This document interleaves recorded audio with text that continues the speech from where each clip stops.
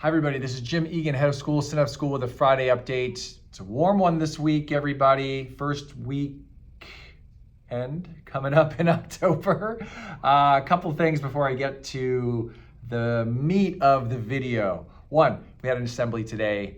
It was our musical performance assembly where kids from the earliest ages, 4, 5, 6, to our middle schoolers, 12, 11, 13, 14, are performing. And the beauty of this these assemblies, which we have multiple times throughout the year, is this. We had a kid today, one of the youngest kids, playing Row, Row, Row Your Boat, one finger at a time on the piano. We also had musicians playing like they were Mozart on the piano. We had rock bands of middle school kids doing songs by The Weeknd, for example.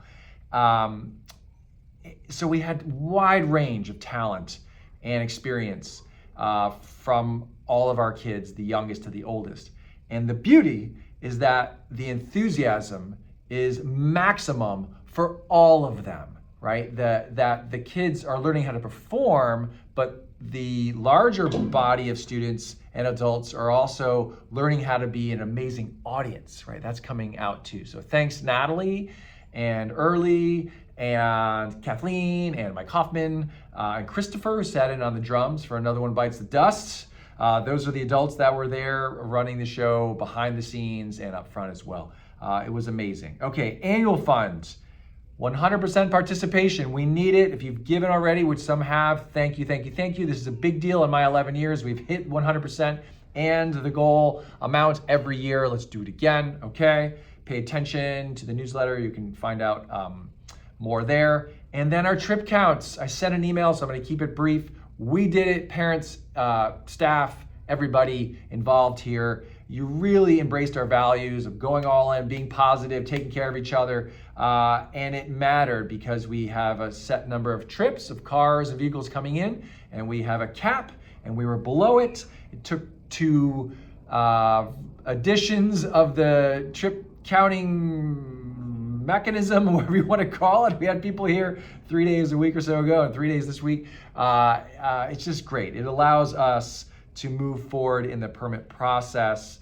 And this is vital for our school because we want to keep growing. So we're going to need to amend our permit. And if the info session, our first admissions event, is any indication, we had over 300 people at that event. So we have robust interest in our school and in what we're doing because we're doing something unique. We're doing it really well. We've proved we can do it. And so we need to amend our permit, and that means we've got to prove we can get our cars in and out of here in a fluid way and hit the number that they give us. Anyway, enough about that. Thank you, thank you, thank you. Okay, what I really wanted to focus on here was some reflections after a phone call I got today from my daughter, who's 18, who's a freshman in college. She's a Synapse graduate herself. The phone rang, I picked it up. I'm always like, okay, everything okay? And I'm excited because my kids are away from me, right? My son's in Colorado and she's in upstate New York. And she said, yeah, all good, things are great. I have a friend who has an injury and is wearing a boot. And do you know anything about the orthopedic doctors or the orthopedic medical centers in Ithaca, New York? And I said, I don't. And she said, well, what about Parker? Parker's a friend of mine in Syracuse, New York, who's an orthopedic surgeon. And he's a partner at Syracuse Orthopedic Specialists, which is an ortho group that sponsored a multi-sport team that I was a part of for a number of years. And so I said, hey, I can reach out to Parker, which I did. He got right back to me and we sorted the situation. My daughter was advocating for this girl because this girl is also from California. And so she's away from home. She's away from her family. She doesn't know the situation up there. And so we sorted it.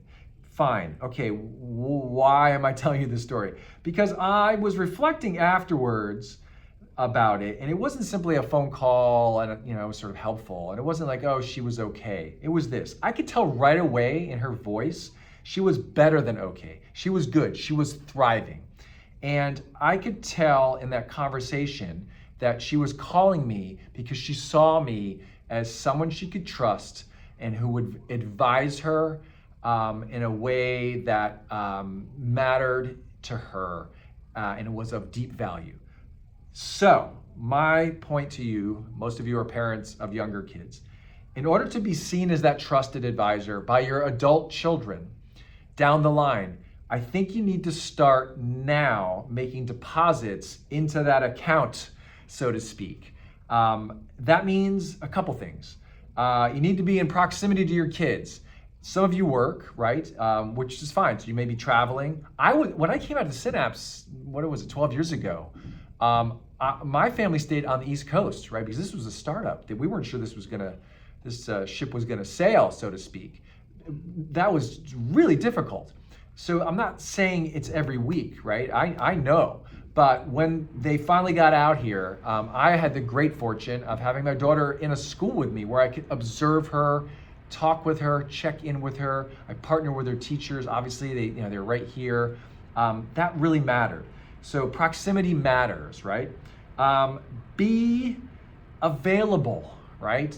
Put down your devices. Go to the games. Put down your devices. Be available. Make sure your kid sees you as someone who's available. Partner with your partner, right? Partner with the school. Ask questions. Be a detective, right? Ask them, how are they doing? My wife and my daughter have a really close bond. I am constantly asking, have you talked to Sarah? How does she sound? This, that, the other thing. Be a detective. Be a scientist, right? Observe your kids in different domains. See how they're doing. And I think this is something I'm just glad I did, and I didn't do it intentionally, but be competent in something, be capable, be seen as an expert, so when they're older, they are going to know you have something to offer them. And in this case, I have a lot of experience with orthopedic situations due to some of my extracurricular activities over the years. So my daughter sees me as someone, oh, well, you broke stuff and torn things. You must know a good orthopedic doctor from one who is just learning, for example. So be competent, be capable, and share that with your kids. You have to start early. They're gonna get to high school, they're gonna drift off, they're gonna find their friends, that's gonna happen. So you're in the sweet zone now of age 4 to 14 here at Synapse, and as a parent, do not take those years lightly. Be available, observe your kids, get to know them, because you want to be seen when they're an adult as an advisor, as someone who has an expertise, as someone who remains calm, equanimity, embrace it, a non-anxious presence, and just be available. You want that to happen. Trust me, I had that experience today in 5 minutes. It was a highlight of my day, although I love my job here too, and the assembly was pretty awesome. But being seen in that role as that trusted advisor, now that my daughter is 18, I'm just glad I made some good decisions along the way and was able to partner with my wife. That was huge. And she gets most of the credit here, folks. And also to be able to be in concert with the schools that she attended, primarily this one. Okay, have a super weekend. Remember, next weekend is our fall break, and I'll see you on Monday. Take care.